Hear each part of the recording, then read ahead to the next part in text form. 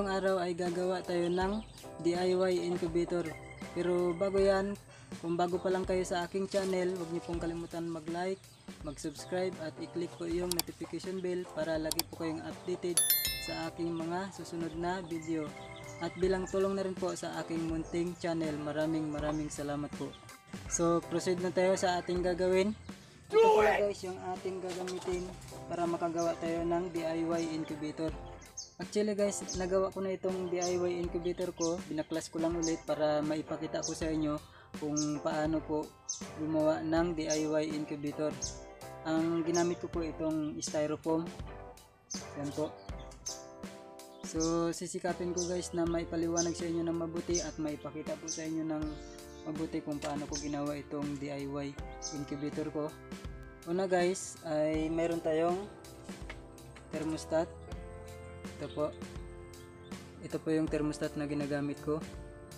Nabili ko po ito sa halagang 300 pesos. Magkasama po sila ng fan.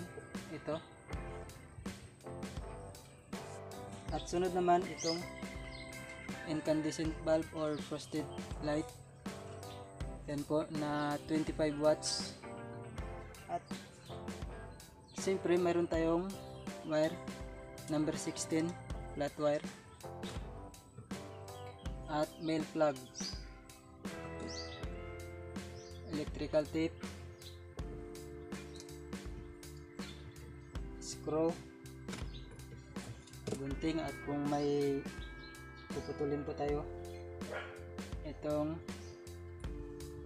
makalimutan ko na kung anong tawag dito. Ito yung nilalagyan ng bulb. Yan po.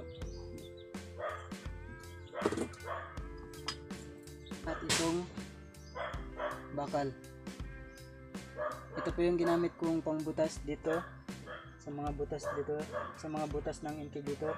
Mayroon pong butas dito, may butas dito sa taas, dalawa, at may butas naman dito at may butas dito. Mamaya sasabihin ko sa inyo guys kung saan po nakapurpose yung butas na yan.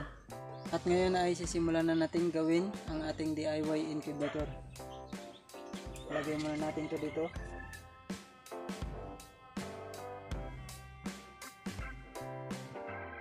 Ito pala guys yung takip ng DIY incubator ko. Ayan.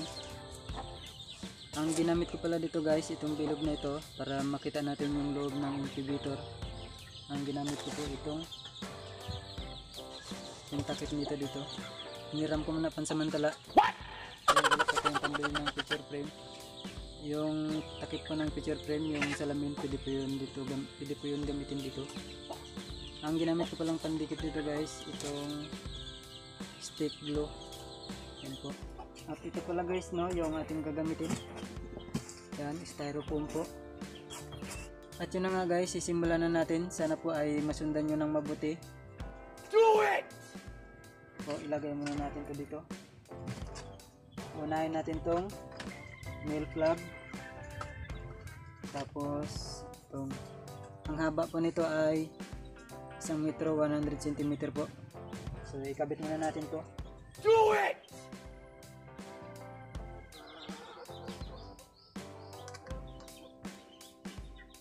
So natapos na natin guys. Dito lang muna. At isunod natin tong kabitan ng bulb.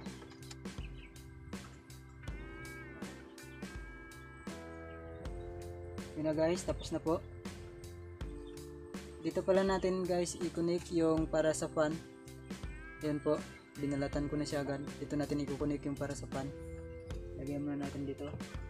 At sunod naman guys ay i-connect na natin yung thermostat sa male plug. Do it!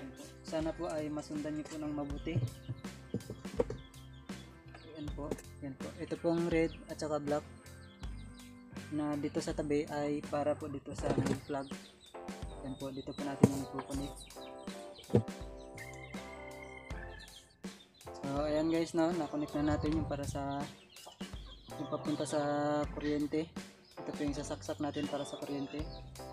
At ngayon naman guys ay ilalagay na natin yung lagyan na ng bulb.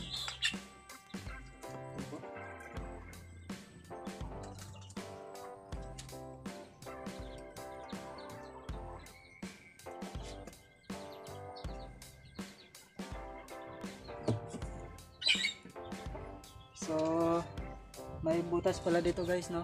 Ito banda. Yan po. Dito. Yan po, may butas na po dyan agad. Ang ginamit ko pong pambutas. Bali, dalawa po yung butas dito. Ang ginamit ko pong pambutas guys, ito pong bakal. Ininit ko po ito. Tapos, saka ko tinusok dito para magkaroon ng butas. Yung as in, magkasya lang itong wire na ito. Yan po. Sana po guys ay masundan nyo na mabuti.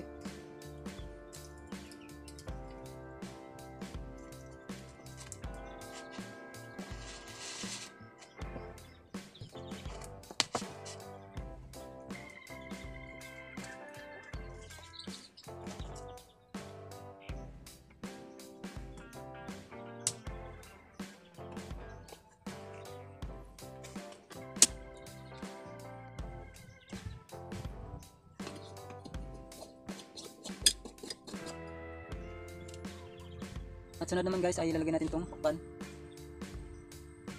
Ganun pa rin. Yung butas po dito ay yung sakto lang kakasya itong wire ng pan. So nabutasan ko na pala ito siya guys, no? Dahil nagawa ko na dati. At pinaplas ko lang para maipakita ko po sa inyo kung paano ko ito ginawa.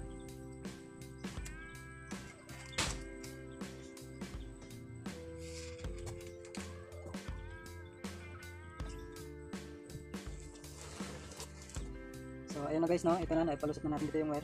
Dito pala natin guys, dito natin i-connect yung wire ng pan. Yan po. Yan po, binalatan ko na. Nabalatan na po siya agad. Dahil yun na nga guys, ay nagawa ko na agad. So i-connect na natin. Kahit magkabaliktad ito guys, okay lang po ito. Yan po. Wala po yung problema.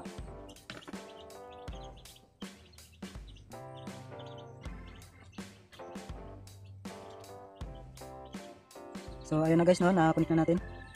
Yan po. So ayan na guys, no, na-connect na natin yung wire ng fan at saka para sa ilaw na-connect na natin. At isusunod naman natin yung sa thermostat. Yan po. Ito pong wire na ito. Yan po.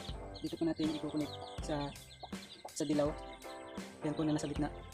Yung black at saka yellow. Yan po. Dito po natin i-connect. So ayun na guys, no, na-connect na natin. Yung pula at saka black na nasa gilid ay para po dito sa main plug, para ito po yung pangsaksak natin dun sa kuryente. At ito namang yellow at saka black na nasa gitna ay para po sa ilaw at saka sa fan. At ngayon naman guys ay ipipix na natin.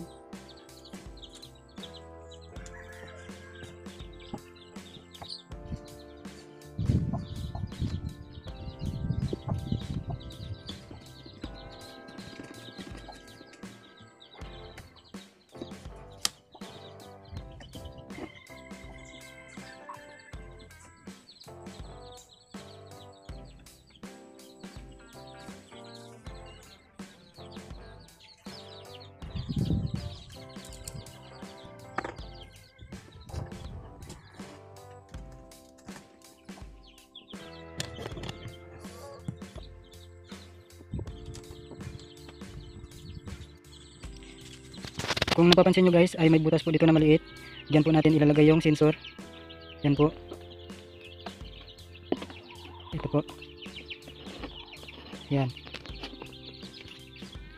Yan po. At ang ginamit ko pong pambutas dyan, ito pong bakal, ininit ko lang at saka ko tinusok dyan. Yung as in, magkasya lang itong wire ng sensor. So ayun na nga guys, ay tapos na natin gawin yung ating DIY incubator. Ngayon naman ay dadako tayo sa butas. Kung ilan ba ang butas na gagawin natin dito sa ating DIY incubator. Ang butas guys na gagawin natin ay isa dito. Tapos dalawa dito sa likod ng fan. Tapos isa dito sa taas. At isa po dito sa takip. Yan po. Ganyan lang po kalaki ng butas guys. Yung kasi laki lang ng ballpen. Kung alam niyo yung laki ng ballpen, ganyan lang po yung kalaki ng butas nito. Ang ginamit ko pala pang butas din guys. Kaya ang sinabi ko po sa inyo ito po. Ininit ko po. Mas maganda po kung may kandila po kayo. Ito po yung iinitin nyo. Initin nyo po sa kandila. Tapos itutusok po dito. Yan. Itutusok yan. Yung tansyahin nyo lang yung kasing laki ng ballpen. Yung laki ng butas dito. Yan guys. So ipakita ko pala sa inyo guys, no. Ayan po. Yan. Tapos yan po yung sa likod. At yan po yung sa likod ng fan. Kasi laki lang po yan ng ballpen. At tapos yung dito sa taas, hindi ko na po maipakita sa inyo kasi baka mahulog itong yung fan na ito kasi nakalagay lang ito dito. So ayan na guys, no? Yan, tapos na natin gawin. Pala guys, ito po yung ginagamit kong lagyan na ng ito. Dito po. Tapos gumawa pa ako ng ganito para ipatong ko dito. Yan. Ito po yung nilalagay ko dito. Tapos nilalagay ko po dyan. Yan po. Ito yung sensor. At ngayon naman guys ay isasaksak na natin sa kuryente kung gagana ba.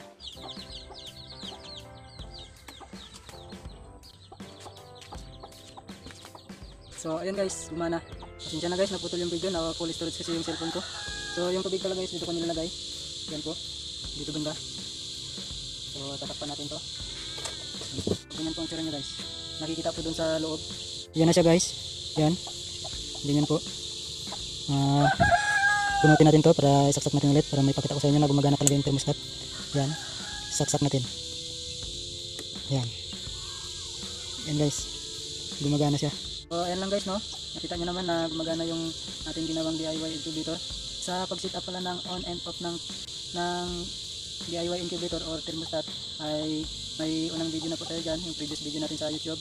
Punta lang po kayo sa profile ko, hanapin nyo yung videos, tapos hanapin nyo po yung on and off ng thermostat. So ayun guys, kusa po yung namamatay at kusa rin yung nabubuhay kasi nakaset up na siya. Sa pag-set up po nito guys ay punta lang po kayo sa aking profile at hanapin nyo po yung videos doon at hanapin nyo po yung kung paano mag-set up ng on and off ng thermostat. Yan po. Kung nagustuhan nyo po yung video na ito, huwag nyo pong kalimutan mag-like, mag-subscribe at i-click po yung notification bell para lagi po kayong updated sa aking mga sunod na video at bilang tulong na rin po sa aking munting channel. Maraming salamat po at God bless po sa ating lahat.